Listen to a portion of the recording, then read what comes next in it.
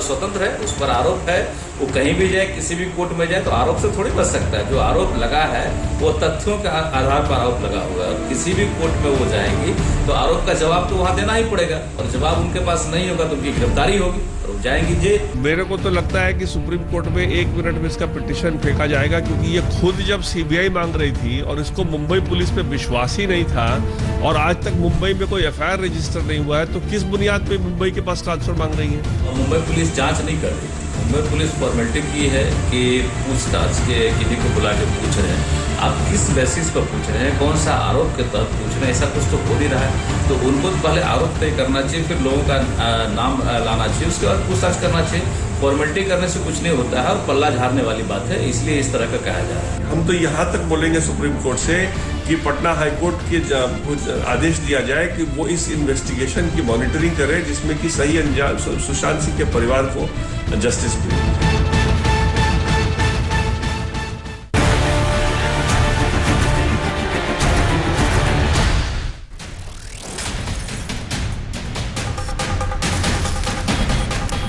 नमस्कार, आप देख रहे हैं हल्ला बोल। आपके साथ मैं हूं अंजना ओम कश्यप। सुशांत सिंह राजपूत ने सुसाइड की, लेकिन उनके चाहने वालों को लगता है कि कुछ ना कुछ गड़बड़ जरूर था। अब सुशांत के परिवार वालों के संगीन आरोपों ने केस को नए मोड़ पर ला खड़ा किया है। सुशांत के पिता सुशांत की गर्लफ्रेंड रिया चक्रवर्ती पर संगीन आरोप लगा रहे हैं।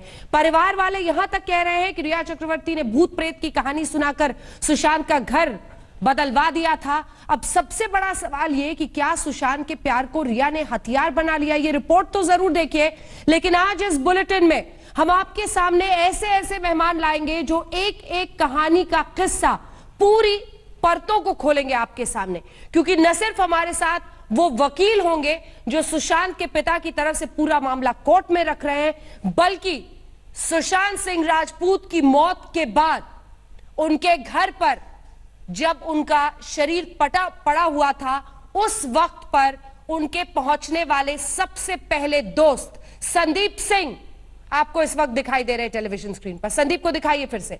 संदीप इतने करीबी दोस्त थे सुशांत सिंह राजपूत के कि वो हर राज इनके साथ शेयर करते थे, हर जगह साथ जाते थे, मुंबई में सपने भी साथ देखते थे क्योंकि बिहार के ही थे। और संदीप हमें बताएंगे कि जब उस दिन ये खबर आई कि सुशांत ने सुसाइड कर लिया है और वहां पर उनके बेडरूम में ये पहुंचे थे, इन्होंने क्या देखा था। संदीप के साथ और साथ ही वकील हमारे साथ जुड़ रहे हैं, विकास सिंह साहब। लेकिन उससे पहले ये रिपोर्ट। सुशांत सिंह राजपूत की जिंदगी में क्या चल रहा था, ये अब सवालों के घेरे में है।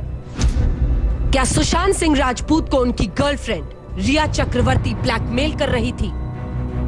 लोग स्वतंत्र है, उस पर आरोप है, वो कहीं भी जाए, किसी भी कोर्ट में जाए तो आरोप से थोड़ी बच सकता है। जो आरोप लगा है वो तथ्यों के आधार पर आरोप लगा हुआ है, और किसी भी कोर्ट में वो जाएंगी तो आरोप का जवाब तो वहां देना ही पड़ेगा, और जवाब उनके पास नहीं होगा तो उनकी गिरफ्तारी होगी और वो जाएंगी जेल। क्या सुशांत सिंह की निष्पक्ष जांच अब सिर्फ सीबीआई कर सकती है? देखिए, महाराष्ट्र पुलिस को या महाराष्ट्र सरकार को सीबीआई इंक्वायरी कराने का कोई अधिकार ही नहीं है, क्योंकि ये जो अधिकार है सिर्फ पटना पुलिस को, पट बिहार सरकार को है। क्योंकि जहां एफआईआर दर्ज होगा वहीं एफआईआर जा सकता है ना सीबीआई को। मुंबई में तो एफआईआर दर्ज नहीं, तो क्या सीबीआई को भेजेंगे वो? हमारा ही मानना है कि हम तो यहां तक बोलेंगे सुप्रीम कोर्ट से कि पटना हाईकोर्ट के कुछ आदेश दिया जाए कि वो इस इन्वेस्टिगेशन की मॉनिटरिंग करे, जिसमें कि सही अंजाम सुशांत सिंह के परिवार को जस्टिस मिले। क्या सुशांत की जिंदगी में रिया के आने के बाद वो पूरी दुनिया से कट चुके थे? कि जो आदमी 1.5-2 साल पहले इतना मिलनसार था, इतना शेयर करता था मेरे साथ, मैं अब सिर्फ अपनी बात करूंगा, दूसरों का नहीं करूंगा, वो एकाएक इतना लोनर कैसे हो गया, इतना दूर कैसे हट गया? एकदम अजीब सा लगा कि सडनली लगाया गया है कि बहुत ऑफर आते थे, लेकिन रिया चक्रवर्ती उस ऑफरों को स्वीकार करने नहीं देती थी, और ये भी कहती थी कि उसमें मुझे हीरोइन रखो, इस तरह का भी दबाव था, जैसे कि एफआईआर। ये बातें भी बहुत दिनों से हो रही हैं, लेकिन हमारे पास इसका कोई सबूत है नहीं, तो आई मीन ये स्पेकुलेशन के में जाता है। लेकिन हाँ, ये बात तो है कि वो उनका फोन्स लेने लगी थी। मैं भी इसका ये हूँ शिकार। व्हाट कैन आई से, मतलब I have also been treated that way कि वो उठाती थी उनका फोन। वो अटेंड करती थी कॉल्स, शायद वो डिसाइड करती थी कि कौन किससे वो बात कर सकते हैं या नहीं कर सकते हैं। रिया चक्रवर्ती का वो कैसा जाल था कि सुशांत की जिंदगी उसमें दम घुटने से सांस नहीं ले पाई। परिवार वालों, दोस्तों और इंडस्ट्री से जुड़े लोगों के मुताबिक रिया चक्रवर्ती ने सुशांत की जिंदगी में ऐसी अशांति पैदा की कि वो पूरी दुनिया से दूर हो गए। सुशांत के पिता के सिंह ने पटना में सुशांत की गर्लफ्रेंड रिया के खिलाफ धोखाधड़ी और खुदकुशी के लिए उकसाने का मामला दर्ज कराया। रिया के खिलाफ जिन धाराओं पर जांच चल रही है वो है 341 और 342 यानी गलत तरीके से रोकना, 380 यानी चोरी, 406 यानी भरोसा तोड़ना, 420 धोखाधड़ी और 306 खुदकुशी के लिए उकसाना। बिहार पुलिस अब मुंबई में इस मामले के हर किरदार से पूछताछ कर रही है। एफआईआर के मुताबिक सुशांत ने मीतू को ही बताया था कि रिया उसके इलाज के कागजात ले गई है और उसे धमकी दे रही है कि वो पूरी दुनिया को बता देगी कि वो पागल है। यही नहीं, सुशांत को डर था कि रिया कहीं उन्हें उनके मैनेजर दिशा सालियान की खुदकुशी के मामले में न फंसा दे। अब तक मीतू ने मुंबई पुलिस को बयान नहीं दिया था, लेकिन पटना पुलिस पर भरोसा दिखाते हुए सुशांत की बहन ने अपना बयान दर्ज करा दिया है। आज उनकी पुरानी गर्लफ्रेंड अंकिता लोखंडे से भी मुंबई पुलिस ने पूछताछ की है। जो उनके फादर ने, क्योंकि बहुत ओल्ड एज के आदमी है, विक्टिम है, उनका जो भी आरोप है, उनका जो भी एलिगेशंस है, हर पॉइंट पर हम लोग करेंगे, थॉरोली करेंगे और लीगली करेंगे, बढ़िया से करेंगे। इधर परिवार और वकील सभी मुंबई पुलिस की तफ्तीश पर सवाल खड़े कर रहे हैं। सीबीआई जांच की मांग तेज हो रही है, लेकिन महाराष्ट्र सरकार ने सीबीआई जांच से साफ इनकार कर दिया। इससे परिवार और फैंस में गुस्सा है। देखिए, सबसे बड़ी बात है कि अभी तक जो हम लोग देख रहे हैं इस जांच में, मुंबई पुलिस जांच नहीं कर रही। मुंबई पुलिस फॉर्मेलिटी की है कि पूछताछ के किन्हीं को बुला के पूछ रहे हैं। आप किस बेसिस पर पूछ रहे हैं, कौन सा आरोप के तहत पूछ रहे हैं, ऐसा कुछ तो हो नहीं रहा है। तो उनको तो पहले आरोप तय करना चाहिए, फिर लोगों का नाम लाना चाहिए, उसके बाद पूछताछ करना चाहिए। फॉर्मेलिटी करने से कुछ नहीं होता है और पल्ला झाड़ने वाली बात है, इसलिए इस तरह का कहा जा रहा है। इधर एलजेपी नेता चिराग पासवान, आरजेडी नेता तेजस्वी यादव, मायावती ने खुलकर सीबीआई जांच की मांग की है। मुंबई सरकार, महाराष्ट्र सरकार अगर इस केस को सीबीआई को हवाले करती है तो कहीं ना कहीं उनके जितने भी फैंस हैं, समर्थक हैं, उनका विश्वास और ज़्यादा बढ़ेगा। और हम लोग सब लोग चाहते हैं कि सुशांत सिंह राजपूत जी के परिवार को और उनको जो है न्याय मिले और ये ऐसी जो घटना हुई है दोबारा घटना ना हो।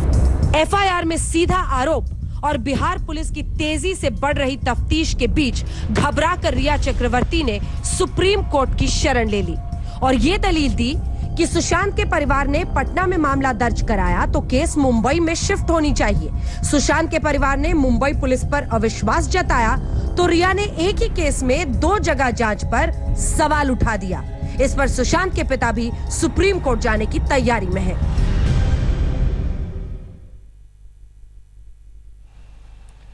आइए बातचीत की शुरुआत करते हैं। हमारे साथ संदीप सिंह जुड़े हुए हैं जो कि बहुत अच्छे दोस्त थे सुशांत सिंह राजपूत के। संदीप, आपके जरिए सब कुछ जानना चाहेंगे, जो भी आपका उनके साथ रिश्ता था।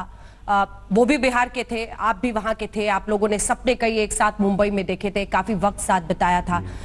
2-3 बातें जो हर कोई जानना चाहेगा। आखिरी बार उनसे कब आपकी बातचीत हुई थी?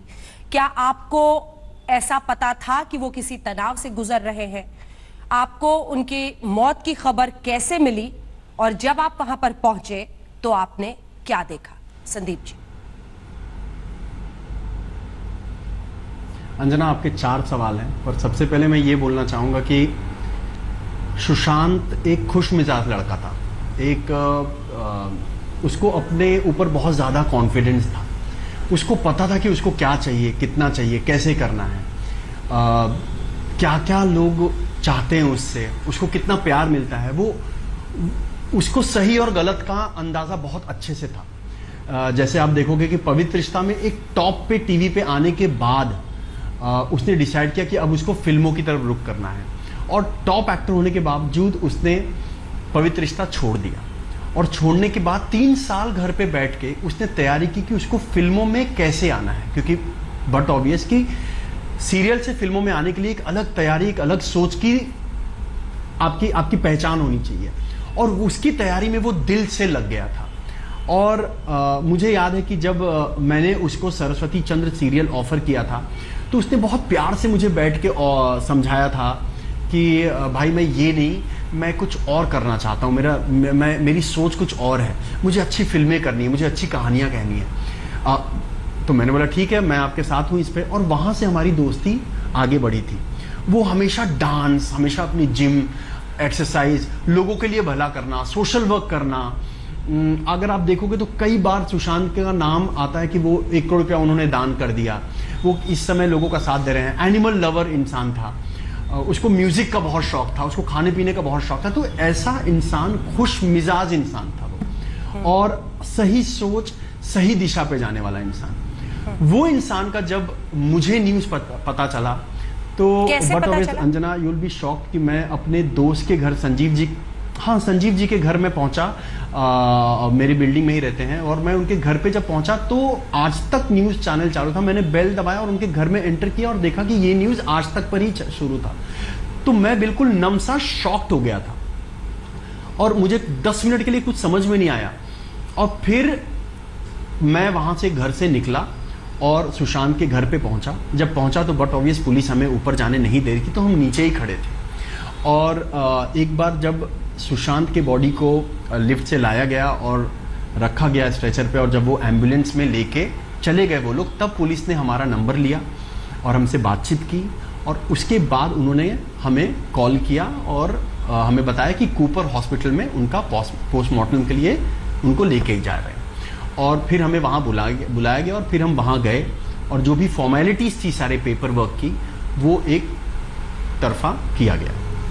तो आप उस घर में अंदर जा पाए थे? क्या आपने उनकी बॉडी को निकलते हुए देखा था? बॉडी को पास से आप देख पाए थे? नहीं अंजना, ये बात मैं यहाँ क्लियर करना चाहूंगा। बहुत अच्छा सवाल है आपका, कि मैं अपने दोस्तों के साथ उनके लिफ्ट के पास ही खड़ा था, क्योंकि ऊपर जाना पुलिस ने अलाउ नहीं किया था, कोई भी नहीं जा सकता था। एक बार जब बॉडी एम्बुलेंस से चली गई, पुलिस ने हमसे बातचीत कर ली, फिर हम सब ऊपर गए कि अब आगे क्या करना है। उसके बाद मैं और मीतू दीदी एक गाड़ी में कूपर हॉस्पिटल के लिए निकले, क्योंकि सारी डॉक्टरों से बातचीत करनी थी। पुलिस ने बोला था और डिटेल्स चाहिए थे सारी चीज़ों का, एक आधार कार्ड लेके जाना था, एक लाइसेंस लेके जाना था। तो वो एक परिवार के सदस्य को जाना बहुत ज़रूरी था। तो मैं मीतू दीदी को लेके हॉस्पिटल गया था, और वो सारी चीज़ें फॉर्मेलिटी पूरी हुई, और उसके बाद हम वापस घर चले गए, और घर पे ही थे हम फिर।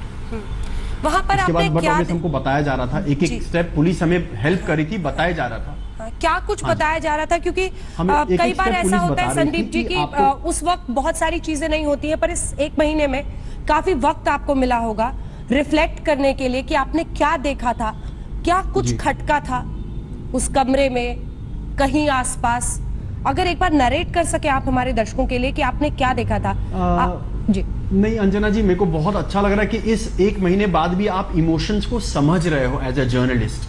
और मैं आपसे ये कहना चाहता हूँ कि जब हम घर पे गए तो बट ऑब्वियस ऊपर के घर पे वो सारे हादसे हुए थे, तो वहाँ वो रूम में तो किसी को अलाउड ही नहीं था। तो रूम के बाहर से, क्योंकि बगल में एक रूम था और हमें कुछ पेपर लेना था बगल के रूम से, मुझे और मीतू दीदी के पास, तो वो रूम में जाते वक्त वो रूम को क्रॉस किया था हमने, और वो रूम में जब देखा था तो कुछ नहीं, पुलिस बैठ के सारी कार्रवाई पूरी कर रही थी। That's all, it was very simple. और उसके बाद हमें उसके बाद हमें वापस कूपर हॉस्पिटल बुलाया गया कुछ पेपर्स के साथ, और फिर हमें टाइम धीरे धीरे बताया गया कि हम इतने बजे पोस्टमार्टम करेंगे और ये होगा, वो सारी चीज़ें। फिर रात को जब पोस्टमार्टम हुआ तब हमको बताया गया। तो इट वाज मुंबई पुलिस ने हमें सारी बातें बता के ही कर रही थी, और हॉस्पिटल भी हमें एक एक बात की जानकारी देते हुए ही कर रही थी सारा काम। लेकिन उस समय हमको फैमिली भी आ रही थी पटना से और दिल्ली से और चंडीगढ़ से, तो वो भी सब ध्यान देना था, कुछ समझ में नहीं आ रहा था। हम सब ब्लैंक थे, बिल्कुल ही ब्लैंक थे। जैसे हमको बोला जा रहा था हम सब उसी चीज को फॉलो कर रहे थे। इसके लिए अगर आप देखेंगे तो जब अंतिम संस्कार भी हुआ तो हमको जैसे पुलिस ने बोला कि इतने बजे हम आपको सौंप देंगे, तो हम एम्बुलेंस में बैठे और उसके बाद हम शमशान भूमि चले गए और फैमिली सीधा वहाँ पे आई, और फिर हम जो भी क्रियाक्रम था हमने किया और हम सब वापस अपने अपने घर आ गए। क्या रिएक्शन था? मीतू जी आप बता रही हैं उनकी जो एक बहन है वो आप लोगों के साथ थी, आपके साथ थी, आप दोनों मिलकर सारी जो वहां की फॉर्मेलिटीज थी वो सब पुलिस के साथ कर रहे थे, लेकिन हम सबका भी यही रिस्पांस था कि क्या कोई सुसाइड नोट कुछ भी ऐसा छोड़ा है? ये बात आप लोगों के भी मन में आ रही होगी, आप लोगों ने वहां पर कुछ ऐसा देखा, कुछ और कमरे में जिस तरह से फांसी लगी थी बिल्कुल कुछ सही समझ कहा में आपने कि हम सबके मन में यही है। और मेरे मन का हम छोड़ के अगर बात करें कि पूरी हिंदुस्तान, पूरा वर्ल्ड यही जानना चाहता है कि क्या हुआ था, ऐसा क्या सिचुएशन आ गया कि ये ऐसी घटना घट गई हम सबके जिंदगी में। तो मीतू दीदी और ये लोग तो कुछ बोल ही नहीं पा रहे थे, वो सब स्तब्ध थे, शॉक थे बिल्कुल। और हम सब भी शॉक थे क्योंकि हम सब बार बार यही हो रहा था कि रियली में ऐसा कुछ हो गया है क्या? सुशांत के साथ ऐसा हो चुका है या क्या सुशांत ने ऐसा कर लिया?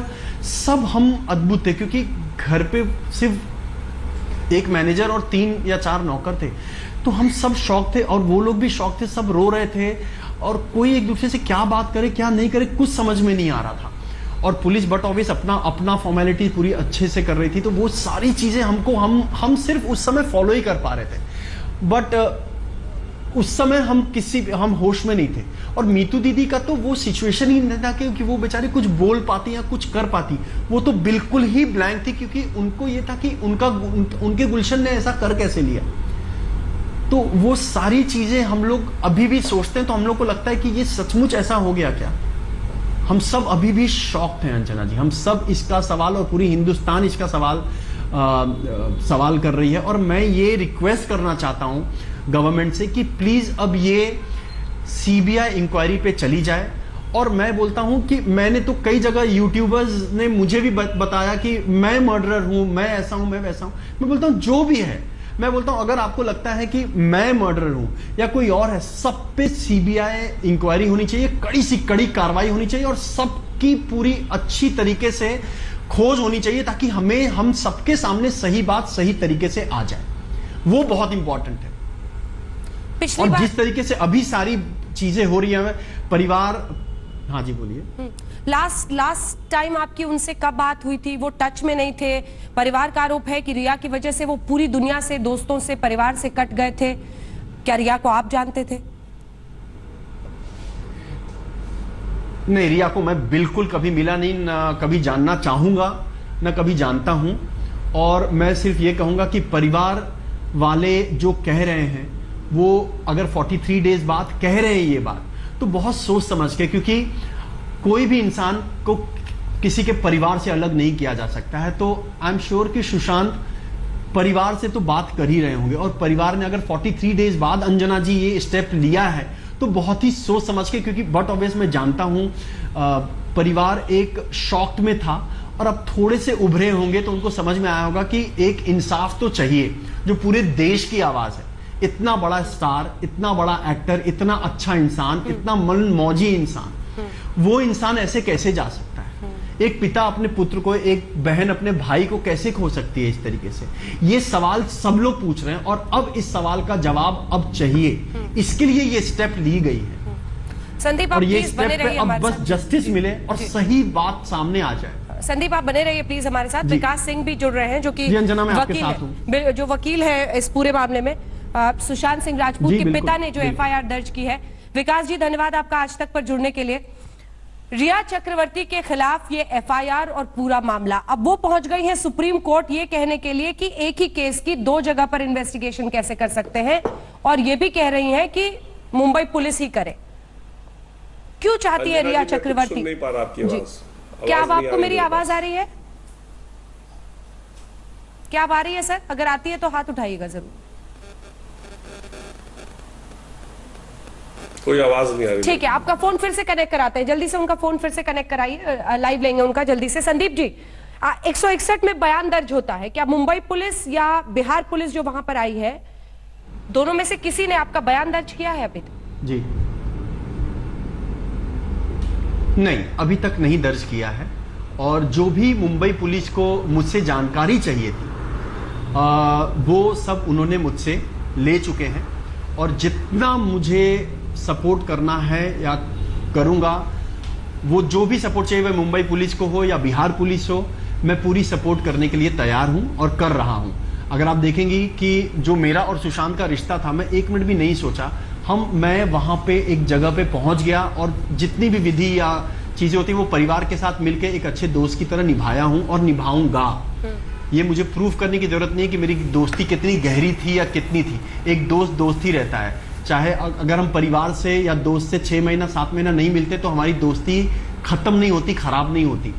लेकिन मुश्किल में एक अच्छे दोस्त की तरह एक हर इंसान, आप भी अपने दोस्तों के लिए खड़ी रहेंगी अंजना जी, आई एम श्योर। आज किसी भी मुसीबत उनके परिवार के साथ। ये आपने खुद जिक्र किया कि कुछ लोग हैं जो इधर उधर सोशल मीडिया पर उड़ा रहे हैं, आप पर शक जाहिर कर रहे हैं, इसकी वजह क्या है? कई जगहों पर कहा जा रहा है कि उस कमरे में गए थे तो छत कितनी ऊपर थी, वहां पर किस तरह का फंदा लटका हुआ था, क्यों नहीं, ये ऐसा कौन कर रहा है और क्यों हो रहा है, ये आपको क्या लगता है?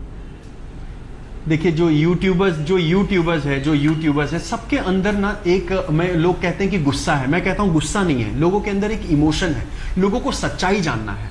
तो लोग जो अपने दिमाग में सोच रहे हैं, मुझे ये अच्छा लग रहा है कि लोग उसको अपने YouTube के जरिए, भले मेरे बारे में खराब लिख रहे हो या XYZ के बारे में खराब लिख रहे हो, लेकिन वो लोग व्यक्त कर रहे हैं उनकी भावनाएं, उनकी सोच, उसको रोकना उसको गलत है। मेरे हिसाब से सब इंसान को व्यक्त करना चाहिए जो भी बात उनको कहनी है। लेकिन आप, अगर मेरी एक ही रिक्वेस्ट है, आरोप लगाने के पहले, हाँ जी बिल्कुल, अब तथ्यों की बात होनी चाहिए, उसके बाद ही आरोप लगना चाहिए। संदीप, दिल पे हाथ रख के बताइए, आपको यकीन होता है कि सुसाइड है? कई लोग ये मामला उठा रहे हैं, कई पॉलिटिशियंस भी उठा रहे हैं, जिनको लगता है कि कुछ ना कुछ फाउल प्ले है, कुछ गड़बड़ है। आपको ये मतलब सुसाइड, क्योंकि आपने भी कहा कि 3 साल वेट किया था पवित्र रिश्ता के बाद एक बॉलीवुड में एंट्री के लिए, वो व्यक्ति इतना अधीर कैसे हो सकता है? हाँ, क्योंकि किसी इंसान को अगर इतना नाराज होना है तो वो अपने स्ट्रगल डेज में नाराज होगा अंजना जी। वो अपने स्ट्रगल डेज में नाराज होगा जब उसके पास काम नहीं थे, पैसे नहीं थे और वो फिल्मों का इंतजार कर रहा था। एक इतना बड़ा स्टार जो सोन चिड़िया, धोनी जैसी फिल्म, ब्योमकेश बख्शी, शुद्ध देसी और रोमांस और छिछोरे, केदारनाथ जैसी फिल्में देने के बाद अगर ये स्टेप के लिए वो इस मोड़ पे आ जाता है, मतलब क्या वजह होगी, क्यों? वो बात हम सबको नहीं समझ में आ रहा है, ना परिवार वालों को, ना उनके फैंस के, ना उनके दोस्तों को। ठीक है, मैं लौटूंगी आपके पास। विकास सिंह जी हमारे साथ जुड़ गए हैं। बिल्कुल, किसी को यकीन नहीं हो रहा विकास जी, किसी को यकीन नहीं हो रहा, और आप पूरे मामले को अब आगे ले जा रहे हैं उनके पिता के वकील की तरफ से। मेरा पहला सवाल आपसे यही, हमारे साथ कई अन्य मेहमान भी जुड़ेंगे, लेकिन उससे पहले विकास जी, सबसे पहले आपसे मेरा सवाल है, और वो सवाल ये है कि रिया चक्रवर्ती सुप्रीम कोर्ट तक चली गई हैं। वो कह रही हैं कि एक ही मामले की 2 जगह पर क्यों जांच होगी, अलग अलग तरीके से मुंबई पुलिस ही करे। आपको क्या लगता है, उनका क्या इंटरेस्ट है कि मुंबई पुलिस ही मामले की जांच करे? क्योंकि मुंबई पुलिस तो अभी तक रिया वाले एंगल पर गई नहीं थी, बावजूद इसके कि परिवार ने कंप्लेन किया था। अगर मैं सही हूं तो पूरी बात बताइए, क्या उनके पिता ने कंप्लेंट की थी मुंबई पुलिस से? मुंबई पुलिस ने क्यों नहीं इस लीड पर आगे काम किया? आज सुप्रीम कोर्ट में जाकर क्यों मुंबई पुलिस से ही जांच करवाना चाहती हैं रिया चक्रवर्ती?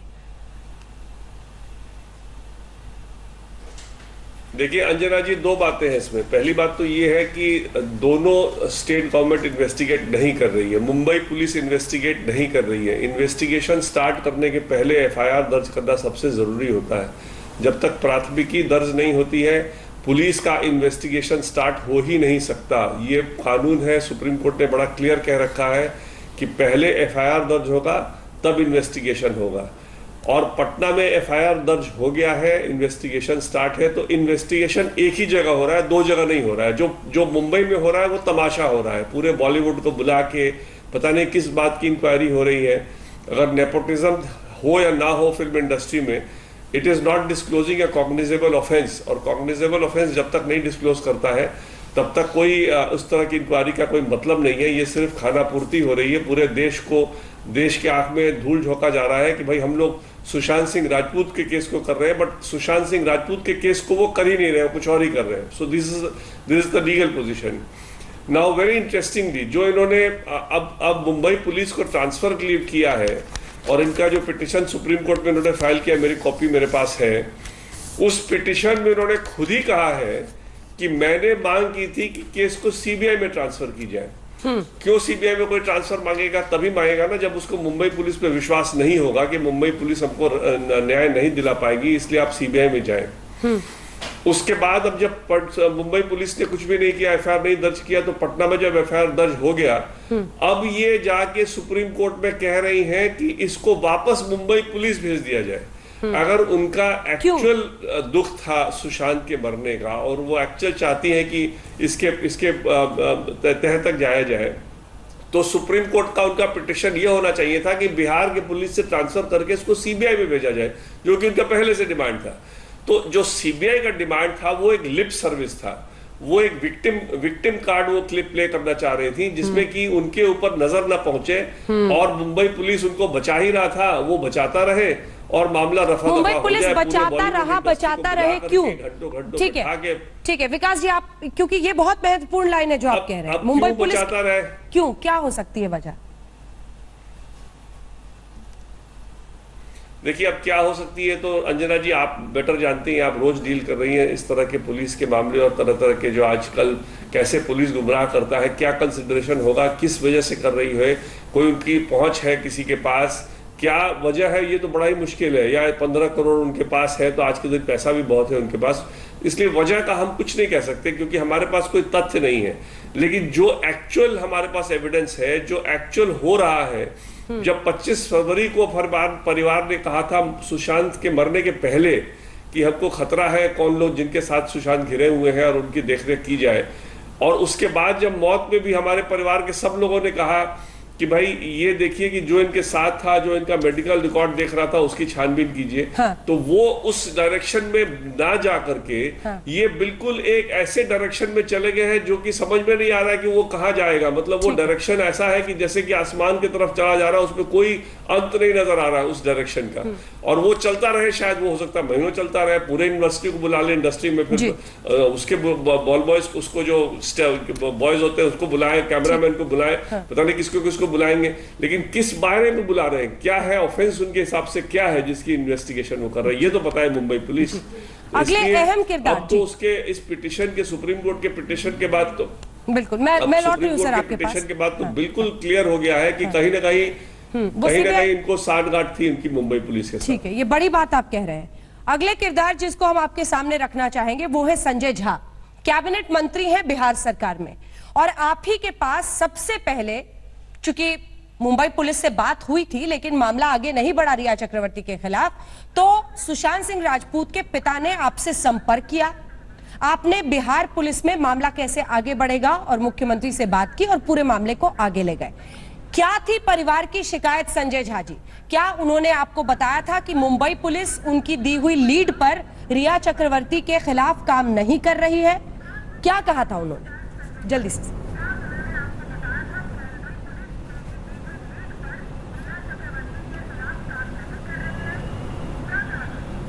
बिल्कुल आप सही बोल रही हैं। उनके परिवार के लोगों ने संपर्क किया, उन्होंने मुख्यमंत्री जी से भी संपर्क किया, उनको सारी बात बताई।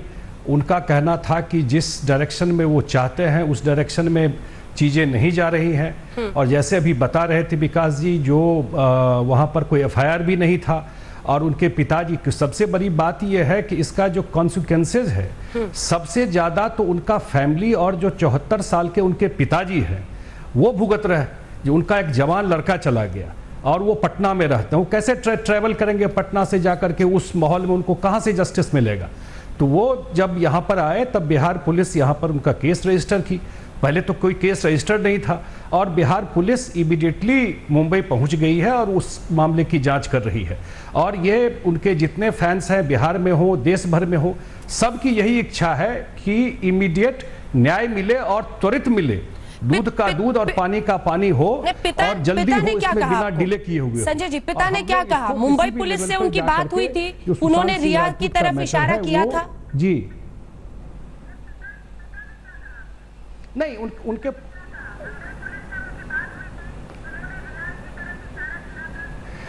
उनका जो भी जो उनके एफआईआर में सारी बातें लिखी हुई हैं वो तो बिल्कुल स्पेसिफिक नेम के साथ दिया हुआ है।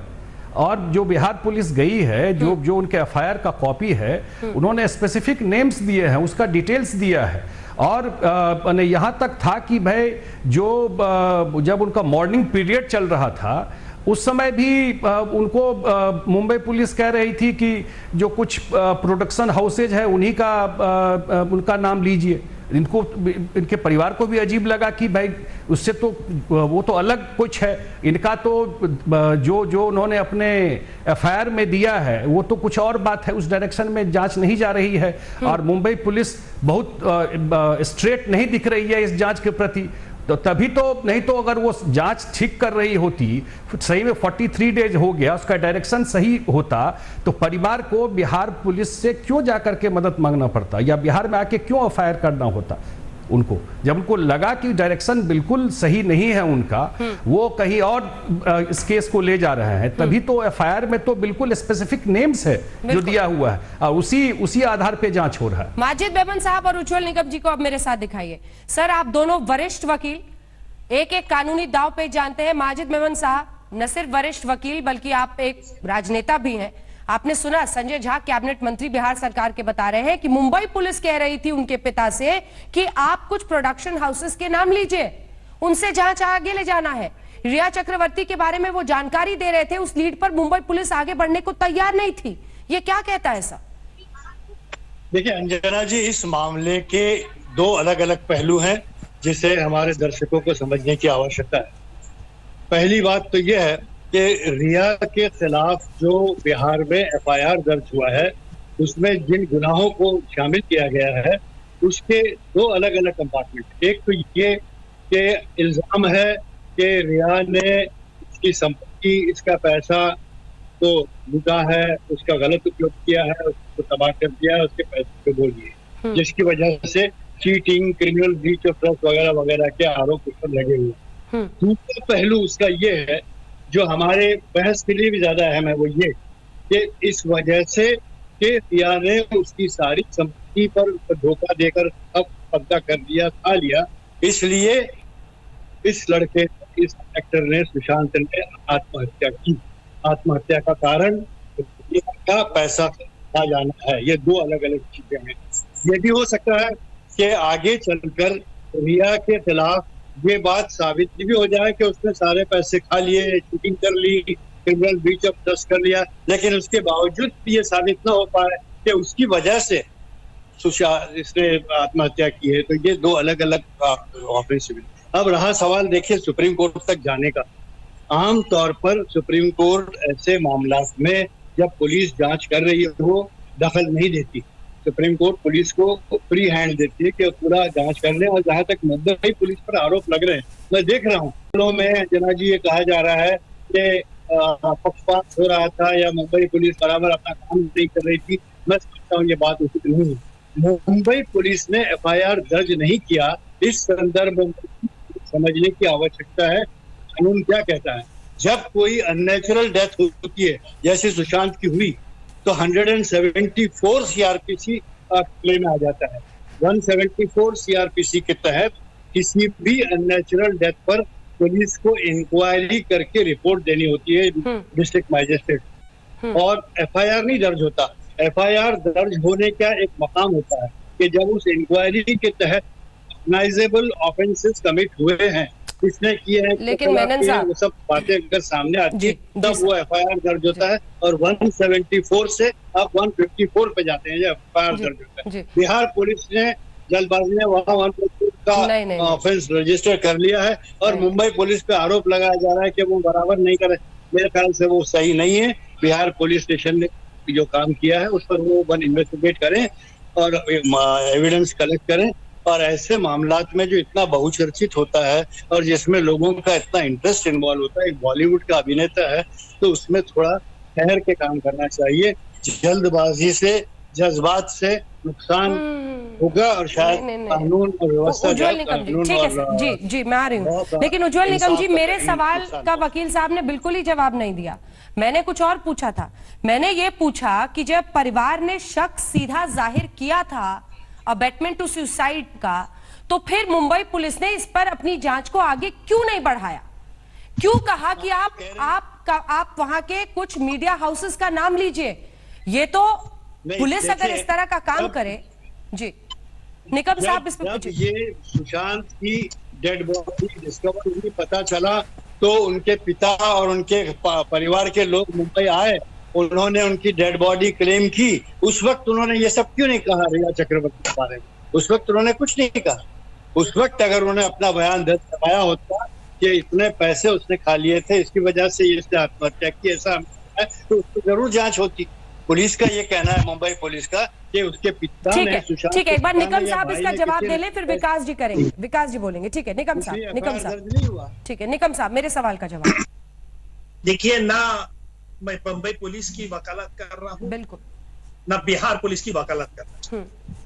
अंजना जी, यहाँ एक कानूनी सवाल ये है कि आज एफआईआर बिहार में फाइल हुई है और उस आधार पे बिहार पुलिस ने प्राइमरी इन्वेस्टिगेशन शुरू किया है। कानून ये कहता है 177 के धारा के मुताबिक कि कौन से कोर्ट को जुरिस्डिक्शन है। हाँ। बिहार के कोर्ट को जुरिस्डिक्शन है कि तो महाराष्ट्र के बम्बई कोर्ट को जुरिस्डिक्शन। हाँ। कानून के मुताबिक सिर्फ बम्बई कोर्ट को ही यह जुरिस्डिक्शन है और इसीलिए अभी संजय झा जी बैठे हैं, बिहार के मंत्री, उन्होंने कहा है कि हमने इन्वेस्टिगेशन शुरू कर दिया। हाँ। आपने जो एफआईआर रजिस्टर की है वो एफआईआर 0 नंबर से आपको बम्बई को ट्रांसफर, महाराष्ट्र पुलिस को ट्रांसफर कानूनन करनी पड़ती संजय जी, और इसीलिए इन्वेस्टिगेशन का पूरा अधिकार एफआईआर दर्ज होने के बाद शुरू होता है।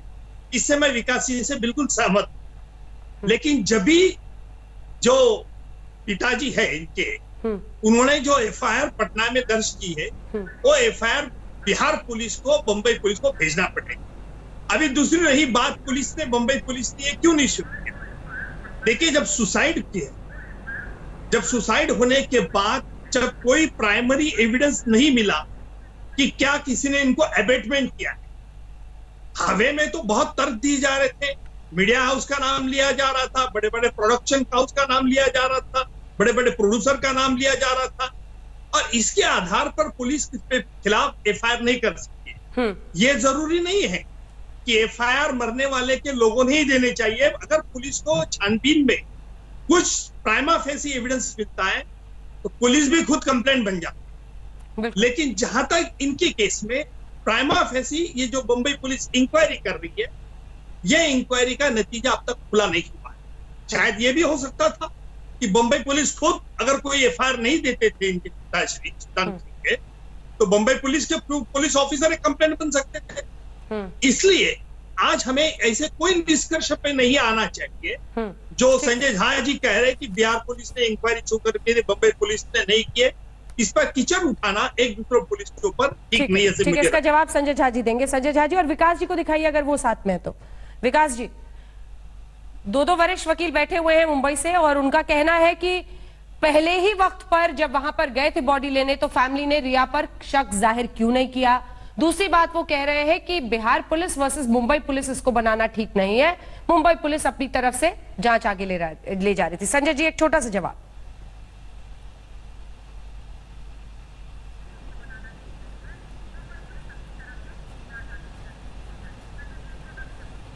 नहीं, मैं इसमें तो मैं लीगल पॉइंट तो वकील लोग जानेंगे। मैं तो इतना कह सकता हूं आपको कि इसमें सबसे बड़े विक्टिम उनके 74 साल के बुजुर्ग पिताजी हैं, जिन्होंने अपना जवान बेटा खोया है और 43 डेज के बाद अगर उनको लगा, क्योंकि वहाँ तो कोई एफआईआर दर्ज नहीं हुआ आज तक और न ही वहाँ जो वो जरूर मुंबई पुलिस उनसे, अगर उनके फैमिली के लोग हैं जरूर उनके संपर्क में होंगे और उन्होंने कुछ लीड दिया होगा, कुछ इन्फॉर्मेशन दिया होगा। जब उनको लगा कि भाई वहाँ नहीं उस डायरेक्शन में चीजें हो रही है, तभी तो इनके ये बूढ़े पिताजी आकर के बिहार में एफआईआर दर्ज करवाते हैं और बिहार में आकर के चाहते हैं कि बिहार सरकार, क्योंकि वो ट्रेवल भी नहीं कर सकते यहाँ से जाकर के मुंबई में, न्याय तो उन्हीं को चाहिए ना। अभी हम लोग इमोशनल बात कर सकते हैं लेकिन न्याय तो उनके परिवार, उनको पिताजी को चाहिए सबसे पहले, कि सबसे ज्यादा इस कॉन्सिक्वेंसेस का सबसे ज्यादा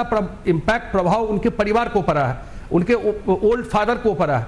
तो अगर वो आ करके एफआईआर कर रहे हैं और बिहार पुलिस गई है मुंबई, तो जरूर और चाहती है कि जो भी उनका पेपर है या वहां पर जो भी कागजात है या उनका पोस्टमार्टम रिपोर्ट है, वो सारा चीज है, वहां मुंबई पुलिस को कोऑपरेट करना चाहिए। उसमें हमारे पास अब दो अन्य ऐसे महत्वपूर्ण किरदार हैं जिससे और आप जान पाएंगे उनके बारे में।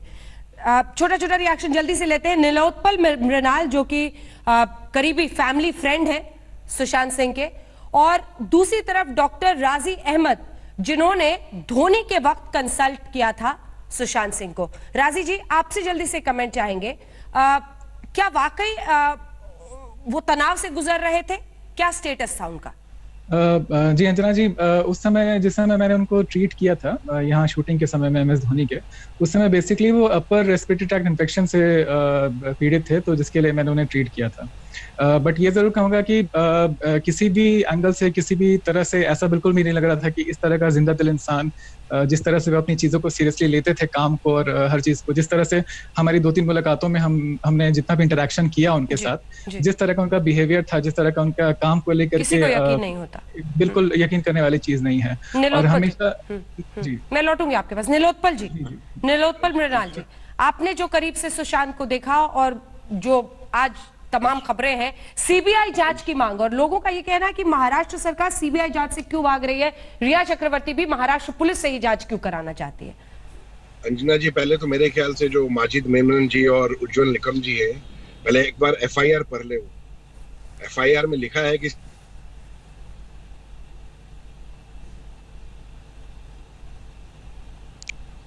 उस FIR में लिखा है कि उनकी साल में 5 बार बात हुई है। 15 तारीख को वो बॉम्बे आते हैं, मुखाग्नि देते हैं, 16 तारीख को वो वापस पटना लौट जाते हैं। इस 24 घंटे में उनकी मेंटल कंडीशन क्या रही होगी, और ये सोचते हैं कि पुलिस को जाके अपना स्टेटमेंट लिखा है कि मुझे इस पे शक है, उस पे शक है। वो समझ सकते हैं कि 74 ईयर्स ओल्ड आदमी की क्या मेंटल कंडीशन रही होगी। मतलब कोई भी आके अपनी वकालत की पढ़ाई समझा दे, यहाँ पे आके इमोशन भी कुछ होता है कि नहीं होता है। निकम साहब, उनका लड़का खोया है, इन्होंने FIR पढ़ा नहीं है या कानून की धारा समझा रहे हैं। और बिहार में जब वो रहते हैं, वो बॉम्बे आके कंप्लेन करे, बॉम्बे में आके जस्टिस मांगे। ये कोई मुंबई पुलिस को डेली जस्टिस 40 दिन में। ये कोई जरूरी नहीं है कि बम्बई में आके उन्होंने कंप्लेंट देनी चाहिए। अगर कानून आपको समझता होगा तो मैं आपको साफ बता दूंगा कि कानून की जो FIR उन्होंने की है, बिहार पुलिस की नैतिक जवाबदारी, मॉरल रिस्पॉन्सिबिलिटी है कि वो FIR महाराष्ट्र पुलिस के बाद ट्रांसफर नहीं, लेकिन ये अगर उनको महाराष्ट्र अगर महाराष्ट्र पुलिस के बारे में उनको कुछ डाउट है, अगर उनको कुछ कहना है कि महाराष्ट्र पुलिस पार्शियल इंक्वायरी कर रही है, वो न्याय नहीं देंगे, तो CBI की मांग कर सकते हैं। मैं किसी आपका जो कहना है, कि बम्बई पुलिस ने कभी ये नहीं कहा है कि आप बात तो सुनिए, बम्बई में दर्ज कीजिए। बात सुनिए, आप खामोखाम इसको पहले अलग अलग तरह से पुलिस फोर्स को डिमोरलाइज कर रहे, चाहे वो बिहार पुलिस हो, चाहे वो महाराष्ट्र मुंबई पुलिस हो। इस तरह से डिस्करेज नहीं करना चाहिए। महाराष्ट्र के होम मिनिस्टर PRO नहीं है, आप बात समझिए। Why he is coming, Mumbai police का PRO आके क्यों नहीं बता रहे हैं बात, आप बताइए। Why home minister is always coming and giving everything, all what is happening. और दूसरा चीज है, क्यों गलत क्यों है? बिहार के मिनिस्टर अगर आ सकते हैं आज चैनल पे, तो महाराष्ट्र के होम मिनिस्टर ने चैनल पे कुछ इंफॉर्मेशन दी। अगर मीडिया के रिपोर्टर्स को पूछा तो उसमें क्या गलत PRO का क्या काम है? मुझे बड़ी ताज्जुब की बात है। इसकी जरूरत नहीं है कि सिर्फ PRO ने बड़े, आपको पता नहीं है महाराष्ट्र में जितने भी बड़े सेंसेशनल मैटर्स हुए हैं, वहां इधर होम मिनिस्टर ने बात की है, चीफ मिनिस्टर ने बात की है। कभी कभी लोगों को समझाने के लिए, लोगों का काम कूल करने के लिए इस तरह की बातें बनाने चाहिए थे। आपका मतलब है क्योंकि मुखाग्नि देके आए और सीधे पुलिस को स्टेटमेंट दे जाके, अपने बच्चे को मुखाग्नि देके और स्टेटमेंट देके। कौन बोल रहा है ऐसा? कहीं किसी ने कहा नहीं है भाई साहब। मुंबई पुलिस का स्टेटमेंट है, जरा सुनिए। मुंबई पुलिस का स्टेटमेंट दिया है। पुलिस देखिए, पुलिस जो कर रही थी बम्बई पुलिस, कोई इंक्वायरी है, आप समझ लीजिए। विकास सिंह ने बात साफ कह दी कि इन्वेस्टिगेशन ये पूरी तफ्तीश अब Mumbai police versus Bihar police ना बने, इंसाफ का रास्ता खोजा जाए। परिवार तमाम बातों को FIR में लिख रहा है। अब ये चुनौती उनके सामने भी है कि क्या रिया चक्रवर्ती मुंबई पुलिस से ही क्यों जांच कराना चाहती है? अब तक तो सीबीआई की बात कर रही थी। बहुत सारे सवाल हैं, इन पर चर्चा और खबरें जारी रहेंगी। लेकिन अब हम आपको सुनाते हैं सुशांत के बारे में उनकी बहन ने क्या कहा। ये उनका लास्ट व्हाट्सएप बातचीत है अपने भाई के साथ, जो उन्होंने कहा था कि तुम अमेरिका आ जाओ मेरे पास। क्या कहा है अपने इस अकाउंट में, सुनिए। मुझे दर्द के झोंके महसूस हो रहे हैं। जब भी मुझे लगता है कि मैं थोड़ा सहज हो रही हूं तो कोई ना कोई याद मुझे झकझोर देती है और मुझे फिर से तोड़ देती है। एक ऐसी ही याद मैं आप सबके साथ साझा कर रही हूं, क्योंकि कहा जाता है कि आप अपने दुख को जितना बांटते हैं वो उतना कम होता जाता है।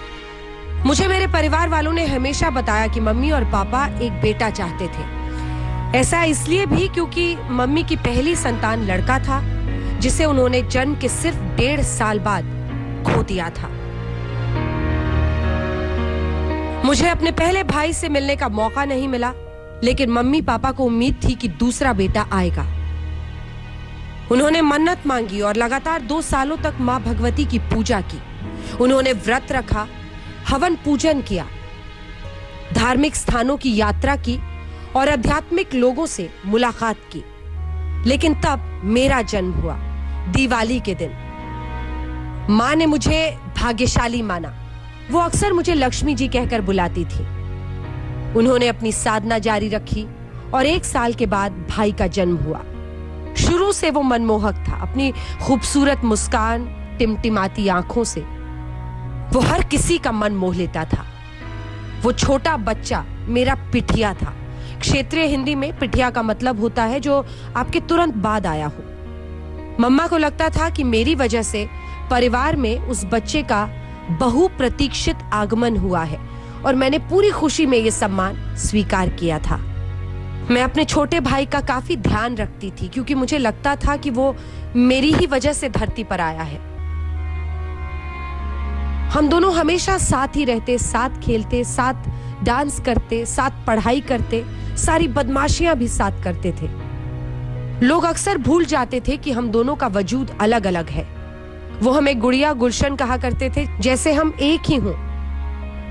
भाई को लोग प्यार से गुलशन बुलाते थे और मुझे गुड़िया। जब हमने स्कूल जाना शुरू किया तो हमें अलग अलग कक्षाओं में जाना होता था। भाई का नर्सरी क्लास और मेरा प्रेप एक ही बिल्डिंग में था, तो हमने स्कूल का पहला साल अच्छे से बिताया। लेकिन उसके बाद मेरा यूकेजी क्लास दूसरी बिल्डिंग में हो गया और उसका प्रेप पहली वाली बिल्डिंग में ही रहा। हम लोगों को अलग होना पड़ा। एक दिन जैसे ही लंच ब्रेक खत्म हुआ, मैंने भाई को अपने क्लास में देखा। उस वक्त हमारी उम्र 4-5 साल की रही होगी। मुझे उसे देखकर अपने क्लास में काफी हैरानी हुई और खुशी भी। मैंने उससे पूछा कि वो कैसे आया, क्योंकि उसकी बिल्डिंग करीब आधा किलोमीटर दूर थी। उसने मुझे बताया कि वो अकेला महसूस कर रहा था और मेरे पास आना चाहता था। उस वक्त मैं ये सोचने लगी कि वो कितना साहसी है, क्योंकि वॉचमैन की आंखों के सामने बिल्डिंग से निकलना, फिर आधा किलोमीटर की दूरी तय करना और फिर वॉचमैन की आंखों के सामने दूसरी बिल्डिंग में आकर मेरे क्लास को ढूंढ लेना कोई आसान बात नहीं थी। उसके मन की बात जानकर मुझे लगा कि उसके क्लास में भागना जायज है, क्योंकि मुझे भी वैसी भावनाओं का एहसास था। जब पापा ने मुझे पहली बार स्कूल में छोड़ा था, मैं लगातार चिल्लाती रही थी कि मुझे अकेला मत छोड़िए। ये वैसी जगह अकेले होने का डर था जहां आप किसी को नहीं जानते हैं। तब 5 साल की उम्र वाली बड़ी बहन होकर मैंने उसे भरोसा दिलाया कि वो मेरे साथ रह सकता है।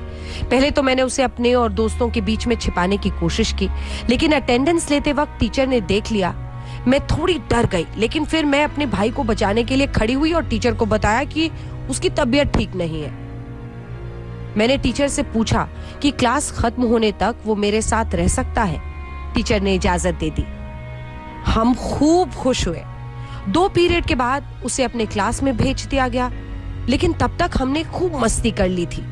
अब तेजी से आगे बढ़ते हैं और 2007 में चलते हैं। मुझे याद है जब मेरी शादी हुई और मेरी विदाई हो रही थी, भाई ने मुझे जोर से पकड़ा और हम खूब रोए। मैं अमेरिका जा रही थी, लिहाजा हम दोनों ना तो साथ रहने वाले थे और ना ही जल्दी जल्दी हमारी मुलाकात होने वाली थी। हम दोनों अपनी जिंदगी में व्यस्त हो गए। भाई बॉलीवुड चला गया और उसकी कामयाबियों पर हम गर्व करते रहे, लेकिन मुझे हर वक्त उसकी चिंता रहती। मैं उसे हमेशा अमेरिका आने को कहती ताकि जिंदगी की शोर से दूर हम दोनों बचपन को फिर से जी सके। मुझे लगता है कि सिर्फ मैं ही उसे बचा सकती थी। मुझे अब भी लगता है कि एक दिन मैं अपने भाई को अपने बगल में देख पाऊंगी और कह सकूंगी ये सब एक बुरे सपने से ज्यादा कुछ नहीं था। ये उनकी बहन ने शेयर किया है सोशल मीडिया पर। ये व्हाट्सएप मैसेज भी उन्होंने डाला है जब उन्होंने उन्हें आमंत्रण दिया था कि तुम मेरे पास अमेरिका आ जाओ। आना तो बहुत चाहता हूं, और फिर उसके आगे इमोजीज 3 हार्ट के भेजे थे सुशांत ने। ब्रेक के लिए रुक रहे हैं, देखते रहिए आज तक। नमस्कार, मैं हूं अंजना ओम कश्यप। हमें उम्मीद है ये वीडियो आपको पसंद आया होगा। लेटेस्ट खबरों के लिए यूं ही देखते रहिए आज तक, और इस वीडियो के पसंद आने पर लाइक, शेयर एंड सब्सक्राइब करना ना भूलें।